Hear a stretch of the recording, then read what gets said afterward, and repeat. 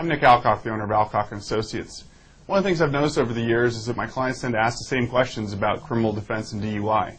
So what I did was assemble the website where we talked about the basic issues involving DUI arrests, what you can do to avoid criminal charges, and how best to survive the criminal system. First thing that you need to know about DUI is that there are no easy answers to DUI defense. There isn't one magic thing you can do if you get pulled over for DUI that will always get you off. In fact, if you look at what the legislature has done with the law in Arizona, is they've made it tougher and tougher and tougher for us to do our job. So obviously the first piece of advice is if you're going to drive, don't ingest any alcohol before you drive, because in Arizona it's definitely a tough state to be in. The legal limit here is a 0.08. What that means for a typical person is 3 or 4 drinks.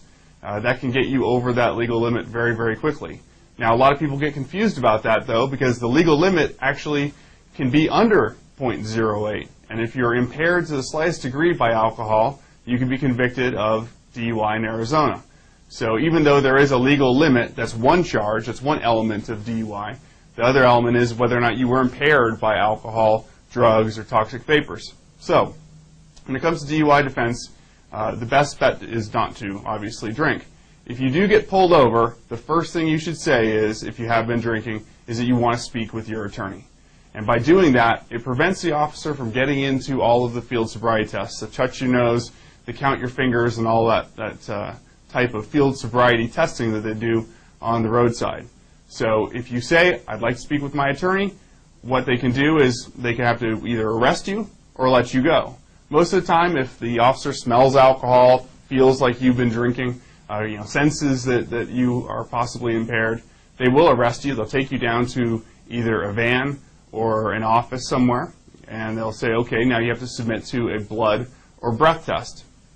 Here's the problem with that, is that when you get your license, you are already basically told you have to submit to a blood or breath test. And if you don't, you will lose your license for 1 year. And so sometimes people get confused about that advice of you don't have to do the field sobriety testing, the touch your fingers, the touch your nose, the one-leg stand.